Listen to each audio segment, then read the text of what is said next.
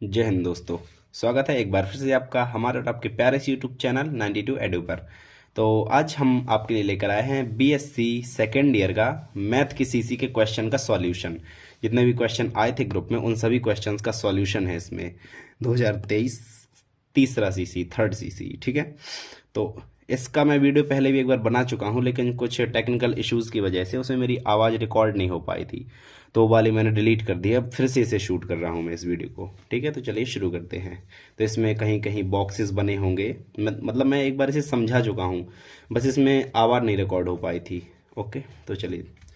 यह इसमें जितने भी टॉपिक्स हैं, मतलब जितने टॉपिक्स के ऊपर सवाल आए हैं, उन सभी टॉपिक्स को मैं एक अलग से वीडियो बना दूंगा, हर टॉपिक के अलग अलग। जैसे सबसे पहला चरों का परिवर्तन है, चेंज ऑफ वेरिएबल्स, इसका मैं अलग से एक पूरा कंप्लीट वीडियो बना। इसमें एक तो सवाल है, बस उन्हें मैं समझा दूंगा, लेकिन इसके बाद जो कंप्लीट वीडियो होगा वो मैं बना दूंगा इनका, ठीक है। तो चलिए शुरू करते हैं। पहला सवाल, ये पहला सवाल हमें दिया गया है और इसमें स्वतंत्र चर x को z से परिवर्तित कीजिए, ठीक है, परिवर्तित कीजिए। चलो, x को z से परिवर्तित करना है, मतलब जहाँ जहाँ इसमें x है इस इक्वेशन में, या फिर इसे ले लो, सेम लिखिए, जहाँ जहाँ इस वाली इक्वेशन नंबर 1 में x है वहाँ वहाँ z करना है, ठीक है। चलो, तो हमें क्या क्या चाहिए, देखो, हमें x चाहिए, x है हमारे पास, 1/z दिया गया है। और क्या चाहिए, ये x स्क्वायर, ये तो है, ठीक है। फिर चाहिए हमें dy/dx, तो dy/dx निकाल लेंगे, और d2y/dx स्क्वायर, और तो d2y/dx स्क्वायर निकाल लेंगे, और चारों के मान इसमें रख देंगे, तो x z में रिप्लेसमेंट हो जाएगा, ठीक है। चलिए देखिए, सबसे पहले जो भी हमें दिया होता है उससे हमें उसका z के रिस्पेक्ट में, मतलब जैसे x बराबर 1/z है, तो z के रिस्पेक्ट में इसका एक बार अवकलन निकाल लो।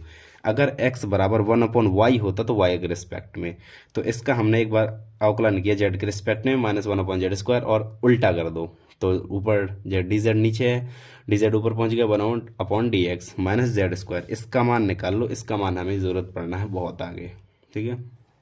अब देखो इसके बाद, अब dy/dx निकालने के लिए dy/dx ऊपर नीचे dz का गुणा कर दो, ऊपर नीचे dz का गुणा कर दिया, और dz/dx का मान जो भी हमने ये निकाला है इसका मान रख दो, तो -z स्क्वायर, और इससे सेम का सेम, तो dy/dx का मान ये एक निकल आया।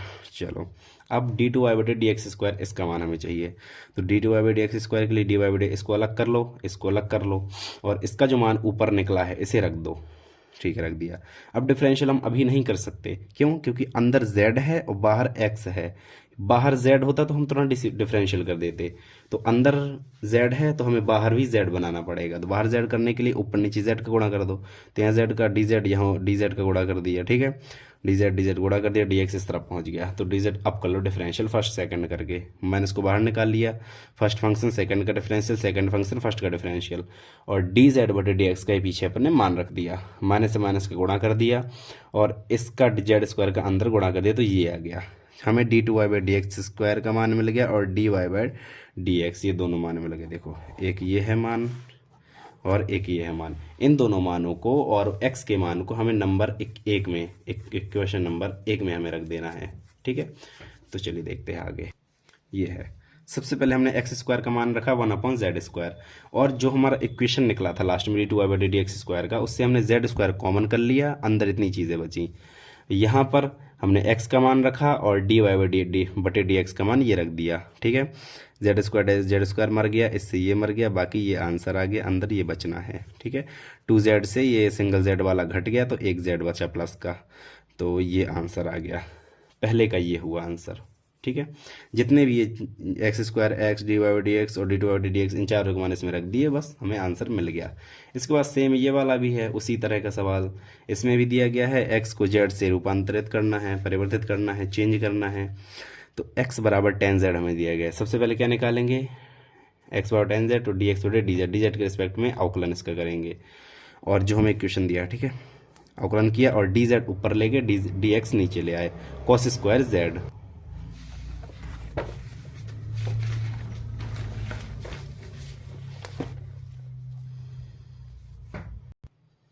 कुछ इस प्रकार से। यहाँ पे देखो ये रख दिया, जो जो अभी हमने किया है उससे फर्स्ट सेकंड से कर लिया, पीछे कॉस स्क्वायर जेड को आगे ले आए। अब कॉस स्क्वायर जेड इससे कॉमन ले लिया, कॉस की पावर 4 जेड e2/dx² का मान रखा, मान निकल आया। और इक्वेशन नंबर 1 में ये चारों के मान रख दिए। ये इक्वेशन नंबर में मान रखे, एक्स की जगह tan² एक्स की जगह tan z और ये सब मान रख दिए। बस ये फॉर्मूला यहाँ पर सेक की पावर 4z, यहाँ सेक स्क्वायर जेड।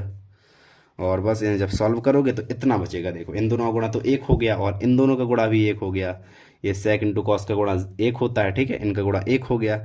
इसके बाद ये प्लस, ये माइनस प्लस वाले ये दोनों पद कट जाएंगे और इतना बचेगा। ठीक है, ये हो गया आंसर हमारा सेकंड नंबर का। अब इसके बाद देखते हैं तीसरा, और तीसरे में हमारे टेलर थ्योरम जो कि सबसे इंपॉर्टेंट है। अगर मैं कहूँ कि कौन सा आएगा सबसे इंपॉर्टेंट, तो सबसे ज़्यादा इंपॉर्टेंट है टेलर प्रमेय। टेलर पक्का आनी है, सीसीए में यही आएगी। ठीक है, टेलर को प्रूफ, टेलर में स्टेटमेंट है, जो स्टेटमेंट जो भी हिंदी मीडियम वाले हो वो हिंदी मीडियम की किताब से स्टेटमेंट देख लें, और इंग्लिश मीडियम वाले इंग्लिश मीडियम की किताब से स्टेटमेंट देख लें। और ये है स्टेटमेंट के बाद उसका फॉर्मूला 2-3 तरीक़ों से लिख जाता है, या फिर इसका स्क्वायर खोल दो, एक उस वो तरीके से लिख जाता है, इसका क्यूब खोल दो। ठीक है, इन तरीक़ों से लिख जाता है फॉर्मूला। ओके, तो चलिए इसका प्रूफ देखते हैं। हाँ, तो चलिए अब इसका प्रूफ देखते हैं। सबसे पहले माना एक स्वतंत्र स्मॉल टी है कि x बराबर a+ht और y बराबर b+kt। ठीक है, अगर हमने यहाँ पर t बराबर 1 मान लिया, देखो ये जनरल सी बात है, मैं दूसरी चीज़ के लिए ये बता रहा हूँ, सवाल के लिए नहीं है। अगर हमने मान लो यहाँ पर t बराबर 1 मान लिया, यहाँ पर भी मान लिया, तो h का मान हो जाएगा x-a, उस तरफ जाएगा, h बराबर x-a और k बराबर y-b। ये आगे ज़रूरत पड़ती है इसकी, x वो h बराबर x-a और k बराबर y-b। इनकी ज़रूरत अभी आगे हमें एक सवाल में पड़ेगी। इन्हें इस सवाल के लिए हम ये चीज़ें नहीं है, ये अगले सवाल के लिए है, बस बता रहा हूँ कि ठीक है। चलो आगे, एक चर स्मॉल टी का फलन इस प्रकार प्राप्त होता है कि ये मान लो फलन हमने मान लिया कि एक फलन है, एक्स वाई का एक फलन है, हाँ सॉरी स्मॉल टी का एक फलन है जो एक्स वाई के रूप में है, और एक्स वाई के मान ये रखे। ठीक है, इसके बाद जो मैक्लॉरिन प्रमेय होती है बीएससी फर्स्ट ईयर में आप पढ़ चुके हैं, उसी का यूज़ करना है इसमें भी। ये होते हैं मैक्लॉरिन प्रमेय बीएससी फर्स्ट ईयर वाली, ये प्रमेय होती है। ठीक है, चलो इसके बाद ये हम जानते हैं एफ टी, इसमें मान निकालते हैं, मतलब ये एफ टी का डिफरेंशियल ये कैसे निकालेंगे। एफ टी का मान एफ एक्स वाई, और इसमें एक्स का ऊपर नीचे वाई का ऊपर नीचे, ये आयलर प्रमेय से होता है। आयलर प्रमेय से ऐसे ऊपर नीचे अपन गुणा कर सकते हैं। ठीक है, और डी एक्स बटे डी टी बराबर कैपिटल एच और डी वाई बटे डी टी बराबर कैपिटल के। क्यों है ऐसा, क्योंकि देखो इक्वेशन नंबर में क्या था, एक्स बराबर a+ht, इसका t के सापेक्ष अवकलन करो। देखो यहाँ पर नीचे डी एक्स बटे डी टी बराबर h, t के सापेक्ष अवकलन किया, इसका हमने t के सापेक्ष, तो क्या बचा h, और इसका t के सापेक्ष कर तो यहाँ पर k बचेगा, तो इसलिए डी एक्स बटे डी टी बराबर h और डी वाई बटे डी टी बराबर k आया। ठीक है, अब जो हमारा फंक्शन है एफ टी, उसका एफ डैश निकाल लो, मतलब एक बार अवकलन कर दो। ठीक है, एक बार अवकलन, अब रिस्पेक्ट नहीं बताएगी किसके रिस्पेक्ट में करना है। ठीक है, एक बार अवकलन किया h और एफ एक्स का मतलब होता है डेल बटे डेल एक्स, मतलब x के सापेक्ष अवकलन, x के सापेक्ष अवकलन प्लस k y के सापेक्ष अवकलन। एक बार फलन का f के सापेक्ष, ओ x के सापेक्ष, एक बार y के सापेक्ष। ठीक है, एफ डैश टी, अब h बस ये कॉमन ले लो, मतलब इस तरफ एक कोष्टक में कर लो एक साथ, तो ये कुछ इस प्रकार से बन जाएगा, मतलब ये जो डैश ये h मतलब एफ एक्स वाई को हमने बाहर निकाल लिया, अब समझ में आया। ठीक है, ऐसे एफ एक्स वाई को हमने बाहर निकाल लिया। इसके बाद डबल डैश निकाल लो, डबल डैश सिंगल डैश का एक बार अवकलन होता है। ठीक है, एक्स का ऊपर नीचे डी वाई का ऊपर नीचे, गुणा आयलर प्रमेय से लगाया, और इसके बाद बस हमने सॉल्विंग करी। अब देखो ये लाइन कहाँ से आई, ये मैं बताता हूँ पहले, और किसका लूँ, हाँ देखो डेल, यहाँ से देखना डेल बटे डेल एक्स, ये आगे अलग लिखा है, और एफ डैश टी ये जो मान है ये लिखा है। ठीक है, या फिर ये वाले लो, ऊपर वाले लो, चलो ये वाला मान है, ये लिखा है सेम बिल्कुल वही चीज़। ठीक है, और इसके बाद डी एक्स बटे डी टी, तो डी एक्स बटे डी टी का हम ऊपर मान निकाल चुके हैं एक्स, तो वो एच, तो ये लिखा है सेम। इसी प्रकार डेल बटे del Y, F dash T का मान ये लिखा है, और इसका मान के ये लिखा है ऐसे, और एफ डैश टी इसका अपन ने अवकलन कर दिया अंदर, तो एच बाहर आ गया, और एक्स का एक बार था एक्स, अब दोबारा फिर से एक्स आया, तो दो बार एक्स आ जाएगा, मतलब 2 बार एक्स के सापेक्ष पार्शियल डिफरेंशियल। और इसी प्रकार यहाँ पहले वाई था, एक्स के सापेक्ष, तो एक्स, तो वाई एक्स आ जाएगा पार्शियल डिफरेंशियल, और एच बची है अपना इसके बाद यहाँ पर भी वही चीज़ अपन ने पार्शियल डिफरेंशियल कर दिया, और जो पद सेम है उन्हें जोड़ लिया, जो सेम नहीं है उन्हें ऐसे ही रखे रहने दिया। ठीक है। और ये जो बीच वाले हैं के एच के और F Y X F X Y, इन दोनों को जोड़ लेंगे। ये दोनों एक ही चीज़ होती हैं। एक्स का वाई, पहले वाई के रिस्पेक्ट करने के बाद फिर एक्स के रिस्पेक्ट में कर दो अवकलन, या फिर पहले एक्स के रिस्पेक्ट में अवकलन करने के बाद फिर वाई के रिस्पेक्ट में कर दो, कोई दिक्कत नहीं होती, दोनों ही बराबर चीज़ें होती हैं। हाँ, तो अपन ने जोड़ लिया, और ये अब डबल डैश वाला ये अपन को मान मिल गया। A square plus B square plus 2ab, तो इसे ए प्लस बी का होल स्क्वायर बना दिया और एफ एक्स वाई बाहर कर दिया। इसके बाद एफ ट्रिपल डैश भी ऐसे ही आ जाएगा, बिल्कुल सेम। इसके बाद एफ एन डैश अपन ने मान लिया कि ऐसा आ जाएगा, क्योंकि F dash single dash double dash निकाल लिया, तीसरा अपन ने कह दिया कि तीसरा भी सेम आ जाएगा और एनवा भी सेम आ जाएगा। अब जितने आए हैं समीकरण देख लेना, पीछे जितने भी हों, दूसरा समीकरण, चौथा, पांचवा और छठवां, इन चार समीकरण में टी बराबर 0 रखने पर, मैक्लॉरिन प्रमेय के लिए हम कर रहे हैं। तो इनमें जैसे हमने टी बराबर 0 रखा तो एफ 0 एफ डैश 0, क्योंकि मैक्लॉरिन प्रमेय के लिए हमें F 0 F dash 0 F double dash 0 इनकी ज़रूरत पड़ती है। तो उसके लिए हमने F 0 F dash 0 double dash 0 F की पावर एन, और यहाँ 0 नहीं निकालते, अभी नहीं निकालते, कारण बताता हूँ। पहले एफ 0 निकाल लिया, फिर एफ डैश 0। देखो, जब एफ एक्स वाई में टी बराबर 0 रखोगे तो F A plus H T, x का मान था ना ए प्लस एच टी, और वाई का मान बी प्लस के टी था। तो टी बराबर 0, तो यहाँ ए बस बचा, यहाँ बी बस बचा, इसलिए एफ एक्स वाई की जगह हमने एफ ए बी लिखा है सब जगह। ठीक है, एफ ए बी, यहाँ पर भी एफ ए बी। अब यहाँ पर देखो, हम यहाँ पर वो थीटा टी बराबर थीटा टी रखेंगे। ऐसा क्यों? क्योंकि अगर यहाँ पर भी हम 0 रख देंगे तो फिर इसे हमें और आगे बढ़ाना पड़ेगा, n+1 n+2। टी बराबर थीटा टी रखने का मतलब बस यहीं पर हमने ब्रेक लगा दिया, क्योंकि हमें पावर n तक ही चाहिए, n उसके आगे नहीं चाहिए, इसलिए हमने थीटा टी लिखा है। ओके, अब जितने भी ये ऊपर ये मान मिले हैं, इन सबका मान समीकरण 3 में रख दो। इक्वेशन नंबर 3 में रख दिया तो हमें ये मिला। ठीक है, देख लो, ये इक्वेशन हमें मिला। मैं इतना लंबा पढ़ूंगा नहीं, देख लो अपना।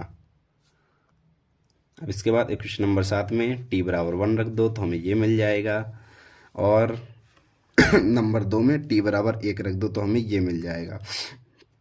अब F1 की जगह हमें ये प्राप्त हुआ, तो बस ये रख दो। इस इक्वेशन नंबर 8 में F1 का मान ये रख दो, तो बस ये मिल गया हमें टेलर प्रमेय पूरी प्रूफ। ऐसे करना है टेलर प्रमेय प्रूफ। ठीक है, और इसके कुछ सवाल भी आते हैं बढ़िया बढ़िया से। इससे एक पहले है मैक्लॉरिन प्रमेय, जिसका ये नीचे वाला चौथा नंबर का सवाल है। मैक्लॉरिन प्रमेय का प्रूफ नहीं है अपने सिलेबस में, सिर्फ उसके सवाल बस आएंगे। ठीक है, तो चलिए देखते हैं सवाल उसका। चौथा सवाल, F X Y equal to X Y square minus Y square minus X square Y के लिए थीटा का उपयुक्त मान। इसमें हमें थीटा का मान ज्ञात करना होता है। इसका भी एक जैसा टेलर प्रमेय का ये फॉर्मूला है ऊपर, इसका भी एक होता है काफ़ी बड़ा फॉर्मूला, बस उससे हमें निकालना पड़ता है थीटा का मान। ठीक है, इसके जितने सवाल होते हैं सब में थीटा का मान निकालने पड़ते हैं। ठीक है, हमें दिया है ये फंक्शन, और ए बी और एच और के चारों के मान दिए गए हैं। ठीक है, अब ये होता है मध्यमान प्रमेय का formula, F A plus H B plus K equal to F A B plus H F X ये F Y K F Y F. ठीक है, चलो अब इनमें हम मान रखते हैं किसके, ए बी एच के। ये पूरे इक्वेशन में ए बी एच के इन सब के मान हम रखेंगे, तो चलिए रखते हैं अब। हाँ, तो यहाँ पर ए का मान, ए का मान, एच का मान, बी का मान, के का मान, ऐसे ही ये सब में पूरे इक्वेशन में हमने ए बी एच के मान रख दिए। और यहाँ पर 3 और 2 ये देख लो थीटा टी, इसे बस हल्का सा सॉल्व किया है ऊपर वाले को हमने। अब हमें देखो क्या चाहिए, F32 F00 Fx 3 theta 2 theta और Fy 3 थीटा 2 थीटा, इतनी चीज़ें हमें चाहिए। इन चारों के मान, ये और ये, इन चारों के मान हमें चाहिए।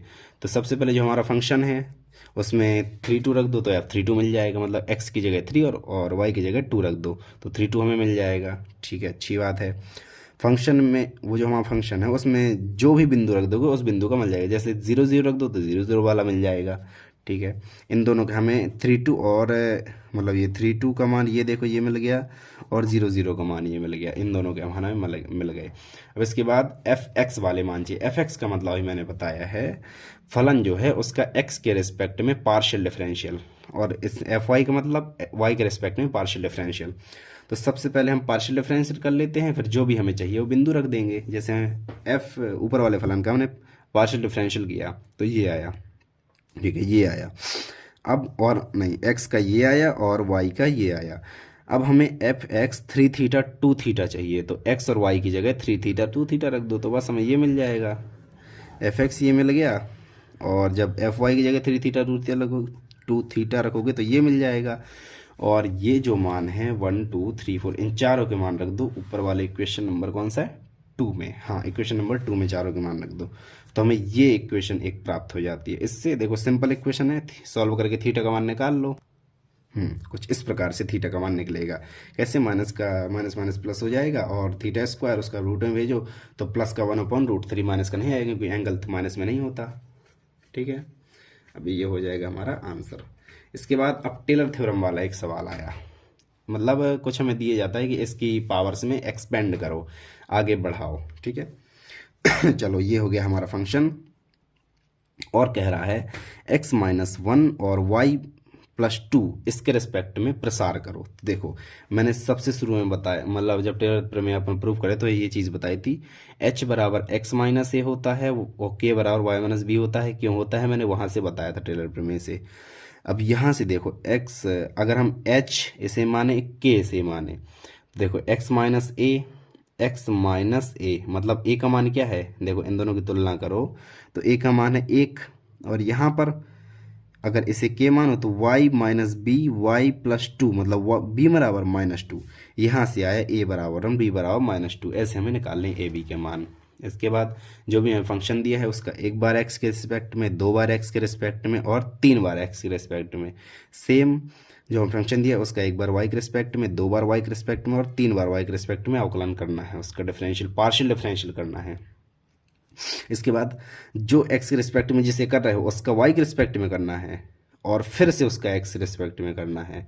हमें ये बस मान चाहिए, इसलिए बता रहा हूँ, ये मान चाहिए हमें। चलो, और इन सब को हम निकालने के बाद जो बिंदु है हमारा, बिंदु मतलब जैसे ए बी के मान क्या थे 1 और -2, तो उस बिंदु पर हमने उन फंक्शन के जो ऊपर वाले ये फंक्शन है ये पूरे इन सब के मान निकाल लेने हैं। तो ये सब हमने मान निकाल लिए, देखो सिंगल वाई डबल वाई वाले, सिंगल एक्स डबल एक्स वाले, सब हमने जितने हैं सबके मान निकाल लिए हमने। चलो बढ़िया। और जो टेलर थ्योरम है उसमें इन सब के मान हमने रख दिए, देखो इन सब के मान हमने ये रख दिए। इसके बाद सबके मान रखने के बाद हमने थोड़ी हल्का सा उसे सॉल्व किया, एक स्टेप ये सॉल्व किया और एक स्टेप ये और सॉल्व किया हमने, तो ये हो गया उसका आंसर। ये हमने उसकी घातों में प्रसार कर दिया। ऐसे करना है ये सवाल। और अब चलते हैं हम अपने आखिरी सवाल की ओर। ये हमारा सवाल है जैकोबियन वाला सवाल। ये बड़ी सरल छोटा सवाल है, ठीक है। तो इसमें हमें x और y का मान दिया गया है, find the value of del X Y बटे डेल आर थीटा और डेल आर थीटा बटे डेल एक्स वाई, इन दोनों के हमें मान निकालने हैं। इन दोनों का फॉर्मूला ऐसे होता है, देखो डेल एक्स वाई बटे डेल आर थीटा का मान एक्स एक्स और दोनों के आर और थीटा के रिस्पेक्ट में, ऐसे इन्हें बनाना पड़ता है। जैसे कह दूं कि डेल आर थीटा बटे Y Z del Y Z, इसका निकालो तो ऐसे डेल आर बटे डेल वाई डेल आर बटे डेल जेड, वो ऐसे ही डालो इनके, मतलब ऐसे निकालो, इनके सूत्र ऐसे बनाते हैं। देखो यहाँ पर ये सूत्र इसका होता है, ये सूत्र मतलब बना लो खुद से, ऐसे होते हैं, इन्हें याद करने की ज़रूरत नहीं होती। सेम इसी प्रकार नीचे वाला हो गया। अब हमें इस सूत्र में रखने के लिए मान चाहिए इनके, मतलब डेल एक्स बटे डेल आर, मतलब एक्स जो है उसका आर के रिस्पेक्ट में पार्शियल डिफरेंशियल, एक्स का थीटा के रिस्पेक्ट में और वाई का आर के रिस्पेक्ट में, वाई का थीटा के रिस्पेक्ट में। तो चलिए करते हैं। एक्स वाई का मान हमें ये दिया गया है, यहाँ से इसका आर के रिस्पेक्ट में कर लो, थीटा के रिस्पेक्ट में कर लो, और इसका आर के रिस्पेक्ट में, इसी का थीटा के रिस्पेक्ट में कर लो। तो ये 4 हमें वैल्यू मिल गई। इसके बाद बस सीधा जैकोबियन में रख दो, जैकोबियन वाले फॉर्मूले में, तो हमें ये मिल जाएगा cos square theta sine square theta 1 हो जाएगा बराबर आर, मिल जाएगा नंबर पहले का आंसर। पहला आंसर हमें मिल गया। अब इसके बाद दूसरा आंसर, अब देखो दूसरे आंसर के लिए हमें मान किसका दिया गया था, एक्स और वाई का, हमें आर थीटा का नहीं दिया गया। आर थीटा का अगर दिया होता तो हम डायरेक्ट डेल आर बटे डेल एक्स निकाल लेते, लेकिन हमें आर और थीटा का पहले मान निकालना पड़ेगा, फिर डेल आर बटे डेल एक्स निकालेंगे। चलो बढ़िया। अब जो हमें एक्स और वाई का मान दिया था, इन दोनों को स्क्वायर करके जोड़ दो। स्क्वायर करके जोड़ा, इस तरफ एक हो गया आर स्क्वायर, और इसका स्क्वायर उस तरफ पक्षांतर कर दिया, तो आर बराबर root X square plus Y square. ये आर का मान निकाला है। सेम थीटा का मान निकालने के लिए दोनों का भाग दे दो, तो आर साइन थीटा, आर से आर कट गया, साइन थीटा बटे कोस टेन थीटा, और थीटा बराबर टेन इनवर्स वाई बटे एक्स। ऐसे निकाल लिया हमने आर और थीटा के मान। बस अब आर का एक्स के रिस्पेक्ट में ये आया, सेम वाई के रिस्पेक्ट में आ जाएगा। एक्स के रिस्पेक्ट में निकालना है, सेम वाई के रिस्पेक्ट में डायरेक्ट लिख देना है। और इसी प्रकार थीटा का एक्स के रिस्पेक्ट में ये आ जाएगा, और वाई के रिस्पेक्ट में ये आ जाएगा। और जो भी जैकोबियन वाला फॉर्मूला था उसमें इन चारों के मान रख दो, ये रखो, सॉल्व करके 1/r आंसर निकाल दो, बस सिंपल है। तो ये हुए हमारे सीसी के कंप्लीट क्वेश्चंस के सॉल्यूशन। तो इस वीडियो को हम यहीं पर एंड करते हैं, मिलते हैं और एक बढ़िया से टॉपिक के साथ। Thank you so much, bye bye.